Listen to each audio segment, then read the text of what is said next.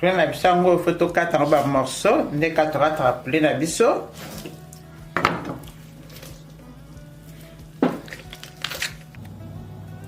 Quand on tosse la sauce na biso moni na fini jus de citron na 4 pour na skolango kolongolango saleté basé une sauce na 4.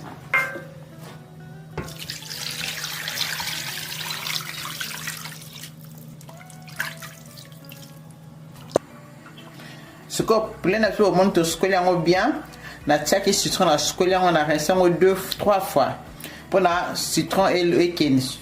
Ce que tu comme tant que tu as mon matungulu na céleri na biso na ndembi na bonsa déjà bloc na ngali bela na tia na congélateur. Ensuite tu as mungwa